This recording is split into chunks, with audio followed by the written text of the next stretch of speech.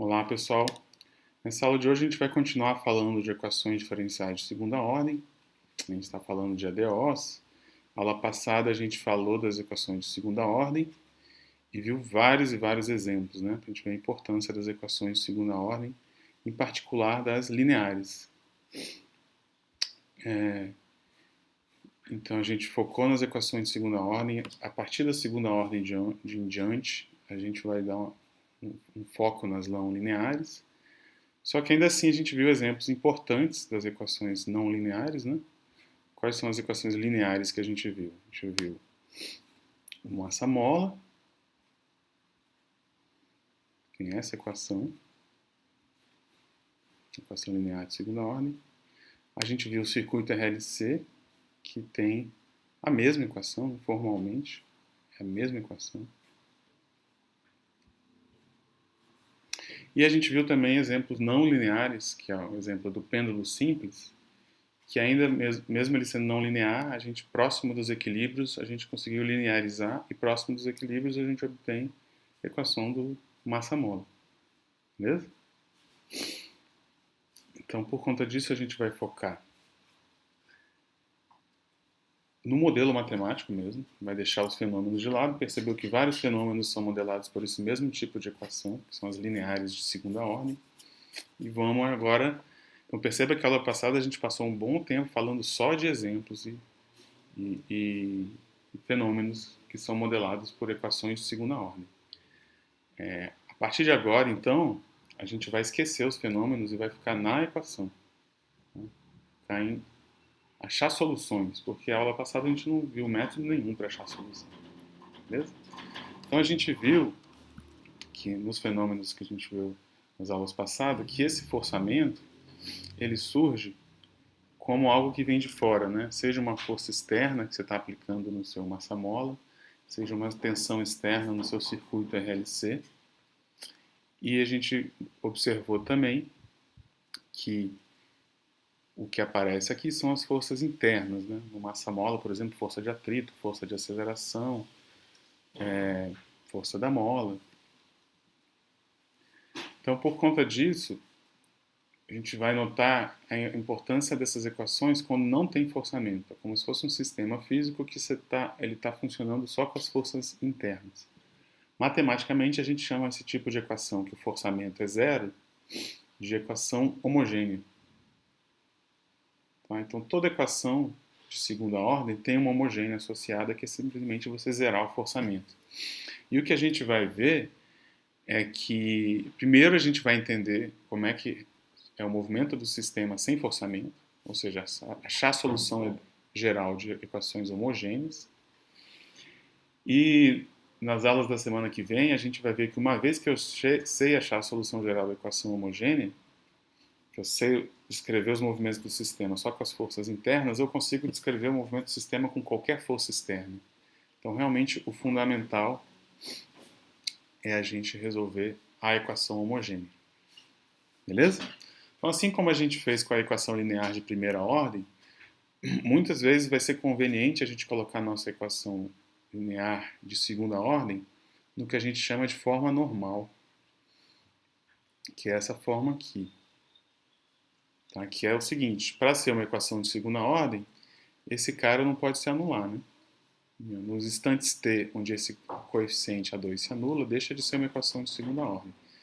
Então a ideia é que eu sempre vou poder dividir por esse coeficiente e minha equação tomar essa forma, beleza? É o que a gente chama de forma normal. Tá? Percebe que, e aí, bom, você divide pelo coeficiente, esse aqui passa a ser 1, aqui, esse aqui é A1 sobre A2, A0 sobre A2, e também não esquece de dividir o forçamento. Então você muda os coeficientes e o forçamento para botar na forma normal, beleza? Se não tem forçamento, que continua zero. Mas fique atento para o seguinte, para a equação ser linear de segunda ordem, ela não precisa estar na forma normal, beleza? Às vezes a gente vai ver que vai ser conveniente botar na forma normal, às vezes não. Então fiquem atentos a isso para não ficar automático, às vezes é melhor trabalhar com a equação dessa forma. Às vezes botar na forma normal complica, às vezes botar na forma normal simplifica. Então vai depender da situação, tá? Fiquem atentos a isso. mas sempre que precisar, eu posso assumir que minha equação está nessa forma. Beleza? E aí a gente pode focar em resolver essa aqui, que é a homogênea na forma normal, que é o que a gente vai fazer agora. Beleza? Então a gente vai, nessas aulas de hoje, focar em entender como é que resolve essa equação. E sempre que precisar, eu posso botá-la na forma normal.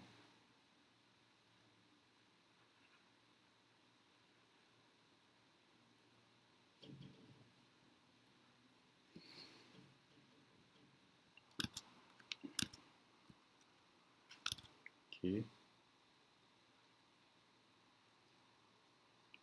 E P.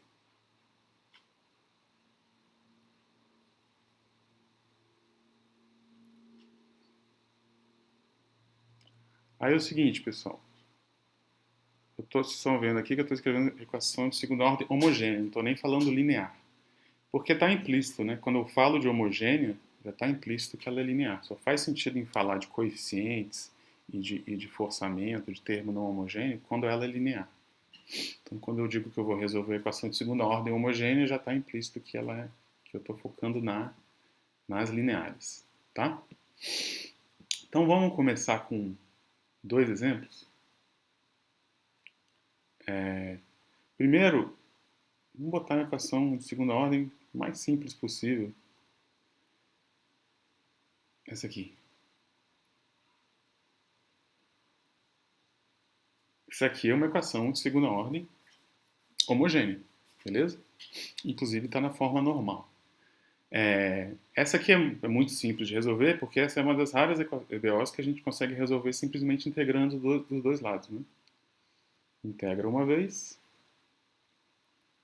obtém uma constante, integra de novo, obtém, integra essa, dá C1T e mais uma constante de integração. Beleza? Então, isso aqui é a solução geral. Então, é legal a gente fazer esse exemplo simples.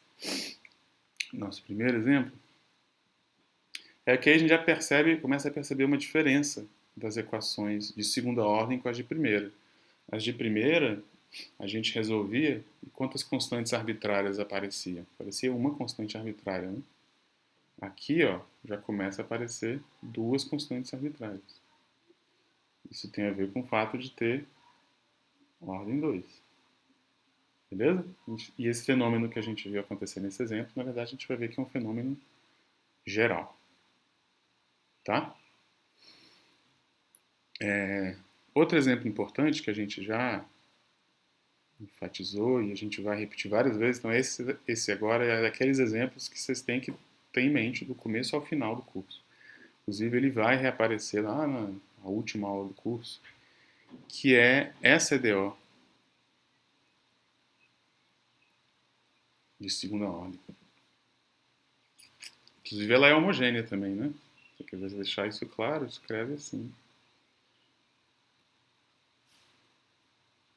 Essa EDO homogênea que está na forma normal também.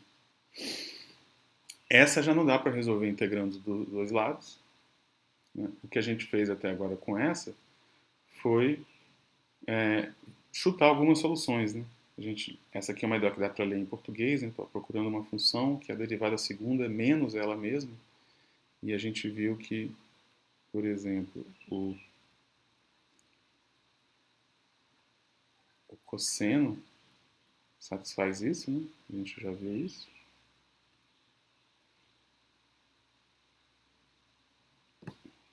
Beleza?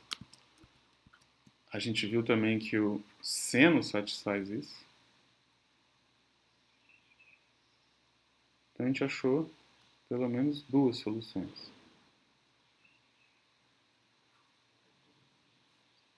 Tá?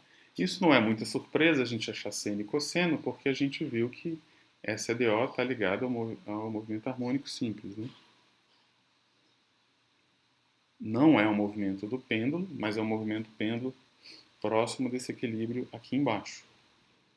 Certo? Lá no movimento do pêndulo tem também o comprimento do pêndulo e a gravidade, né? Só que esse, por enquanto, para simplificar, a gente está assumindo que é 1. Então não é nenhuma surpresa que apareça seno e cosseno. A questão é, o que mais pode aparecer? Né? Então, como esse é um movimento importante, né, que é um movimento harmônico simples, é importante a gente saber todos os movimentos possíveis que podem aparecer. Será que pode aparecer alguma coisa diferente de seno e cosseno? E que eu posso? Outra maneira que eu posso pensar é o seguinte: tá, eu tenho essas soluções. Como é que eu posso modificar elas e ainda obter novas soluções? Então, um princípio importante que funciona para todas as equações homogêneas é você perceber o seguinte: se um cara é solução, múltiplo dele também é solução, múltiplo por uma constante.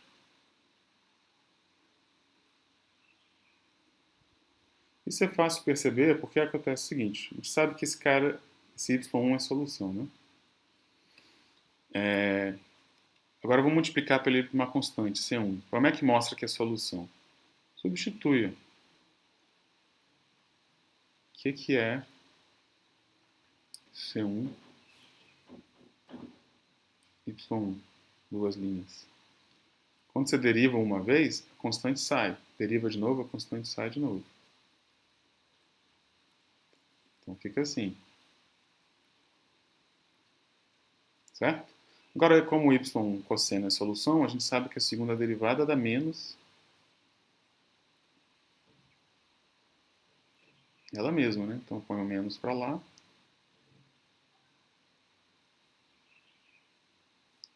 Certo? Melhor fazer assim.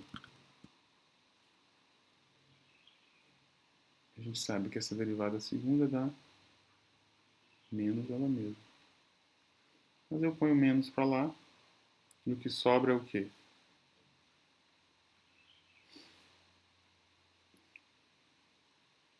C1 vezes Y1.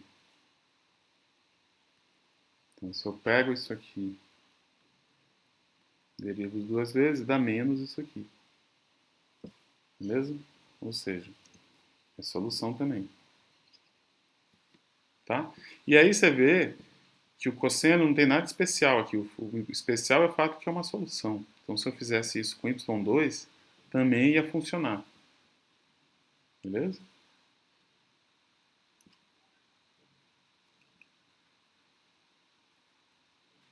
Então, já conseguimos um monte de solução aqui. Múltiplos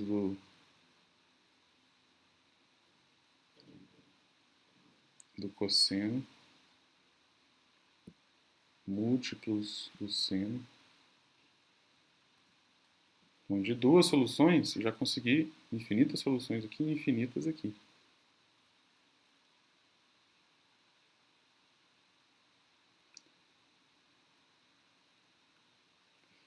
Essas são todas as soluções? Não sei. Né? Chutando solução, a gente nunca vai saber.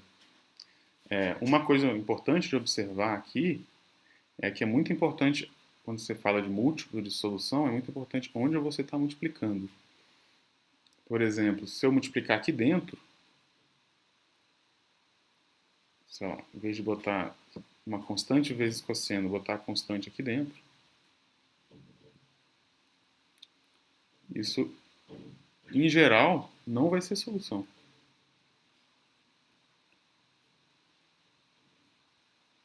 Tá? Por que eu estou falando em geral? Porque vamos ver se é solução ou não. Deriva duas vezes, qual é que é a derivada segunda disso aqui?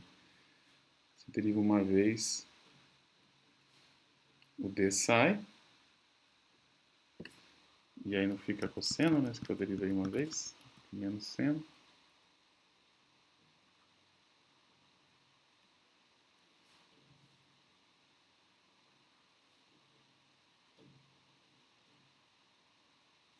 Deriva de novo. Esqueci o d aqui.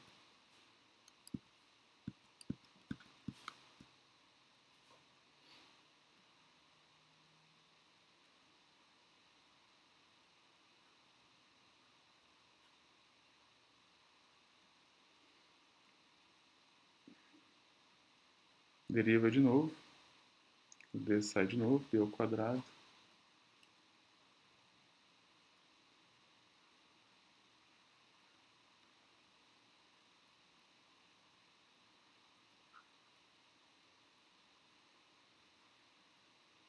Né?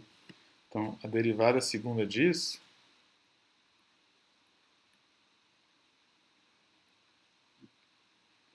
deu igual a menos isso? Não, né?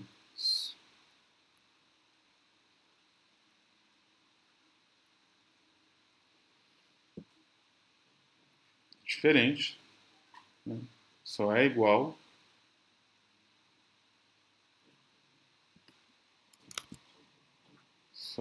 só é igual se o d ao quadrado for igual a 1, né? Então, se o d não é 1 nem menos 1, não é solução. Bem diferente daqui. Aqui eu estou dizendo que se eu multiplico o meu cosseno por qualquer coisa, continua a solução. Então é importante eu falar, ter em mente que eu estou multiplicando aqui fora. Beleza? Não aqui dentro. E é importante eu perceber que estou multiplicando por uma constante. Outra maneira de, a partir de soluções, obter novas soluções, um princípio que funciona para equações lineares, como essa aqui, é o chamado princípio da superposição, que é o seguinte. Funciona para as lineares homogêneas, que se eu tenho uma solução, tipo cosseno ou múltiplos do cosseno, e se eu tenho outra solução, tipo o seno ou múltiplos do seno, pega qualquer par de soluções e eu afirmo para vocês o seguinte. Eu posso fazer a superposição dessas soluções, que é considerar uma nova função, que é a soma das duas a cada instante t. Isso me dá uma nova função. Pensa em seno e cosseno, você vai estar fazendo uma superposição de ondas. Eu afirmo para vocês que isso é solução. Sempre que cada uma delas também é. Como é que mostra isso? Isso é muito fácil. Sempre, né? Mostrar que a solução é substituir na EDO e ver o que acontece. Se eu substituo a derivada segunda da soma, é a soma da derivada segunda. Né? Como o y1 é solução, esse y duas linhas é menos y1. Como y2 é solução, mesma coisa que y2. Então, botando menos em evidência,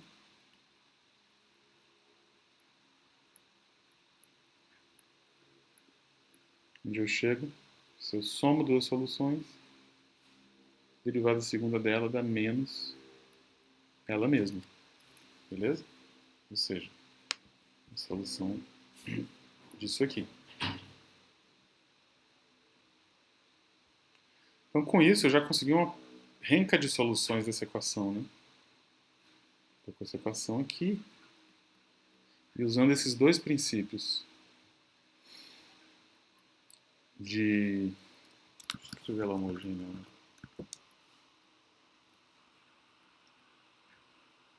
Esses dois princípios de esticar soluções e somar soluções, eu já consegui um monte de soluções. Eu consegui cosseno é solução, seno é solução, qualquer múltiplo de cosseno é solução, qualquer múltiplo de seno é solução. Né? A gente tinha conseguido essas soluções, agora usando esse princípio da superposição, eu consigo essas. Tá? E as anteriores estão contidas aqui, né? Se eu faço C2 igual a zero, eu tenho os múltiplos do cosseno. Se eu faço C1 igual a zero, eu tenho os múltiplos do seno. Tá todo mundo aqui. Tá? Só que é o seguinte, eu ainda não sei. Eu sei que é solução, ok. Agora, é solução geral? Não sei, poderia ter outras. Percebe? Já apareceu as duas constantes arbitrárias aqui que a gente esperava que aparecesse, né? como apareceu nesse exemplo mais fácil. Mas a diferença é que nesse exemplo mais fácil, a gente saiu da EDO e chegou na solução. Né? Aqui não, a gente ficou chutando. Cosseno, seno, como é que eu posso fazer com eles e juntar e ganhar mais soluções? Então a gente ganhou um monte de soluções, mas a gente ainda não sabe se é a solução geral. Beleza? A gente precisa de algum critério para isso. Um critério que simplesmente ficar chutando soluções não vai dar, porque poderia ter alguma uma solução que não apareceu aí, né? E, consequentemente, poderia ter algum movimento possível, do movimento harmônico simples, que não é seno e cosseno. Seria, se tiver, seria importante a gente saber. Se não tiver, é importante a gente saber também. Beleza? Então é importante ter esses dois exemplos em mente, especialmente esse. Como é que a gente vai saber, então, se é ou não é a solução geral? É o que a gente vai fazer nas próximas aulas. Não vai ser tão fácil quanto primeira ordem, que você simplesmente pega essa equação e acha um jeito de integrar e chega na solução geral. Vai ser um caminho mais indireto. E a gente já começou a ver umas coisas importantes desse caminho. Então, a primeira coisa importante desse caminho é esse princípio que vamos chamar de nossa proposição,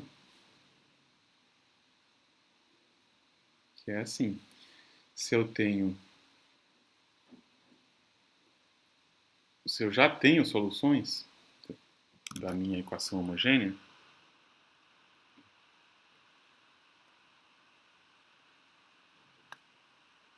da onde vem essas soluções eu não estou dizendo, estou assumindo que eu já tenho. Se são soluções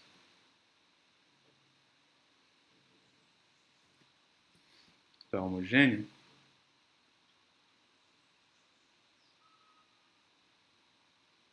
tá? Então quando eu falo homogênea é essa daqui, tá?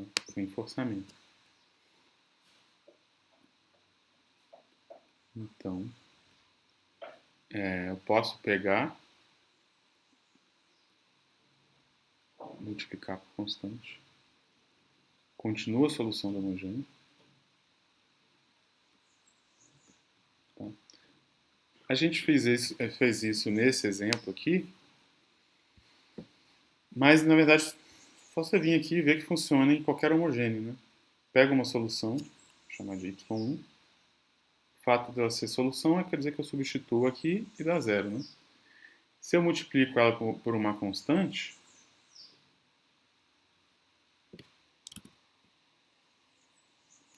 a constante sai na derivada, a constante sai na segunda derivada, certo? E eu posso botar essa constante em evidência. E se y deu zero, porque é a solução, C1 vezes isso continua dando zero. Portanto, C1 vezes isso também é solução. Beleza? Então, isso aqui, o fato de múltiplos de soluções serem soluções é por causa da forma da equação. Tá? Só vale para a equação linear e homogênea. Beleza? A mesma coisa para y2.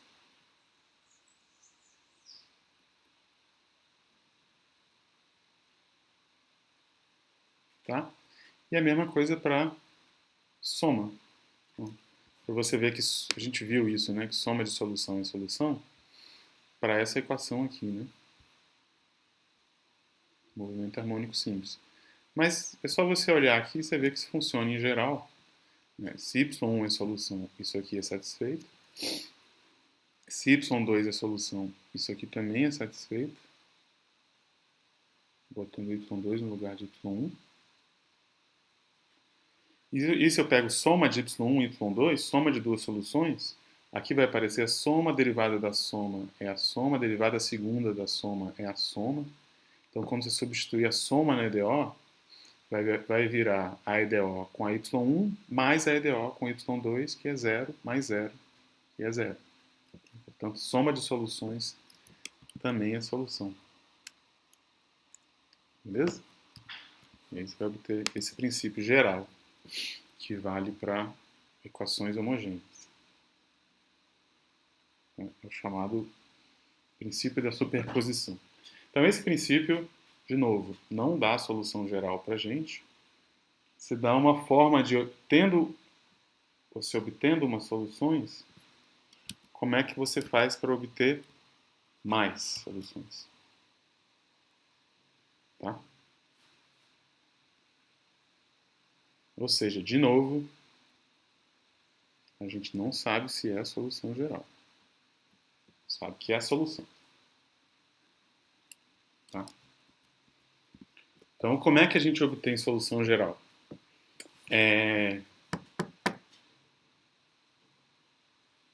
Deixa eu ver como eu vou explicar isso. Ó, a ideia é que a solução geral vai ter essa cara, né, assim como teve nesse exemplo. Beleza? Nesse exemplo, a gente poderia pensar que, por exemplo, isso é legal a gente pensar nesse exemplo. Quem eu posso pensar y1, y2 aqui para combinando y1 e y2 obter essa solução aqui? Ó, tem várias maneiras. Eu posso pensar, por exemplo, que y, deixa eu botar aqui, y é t,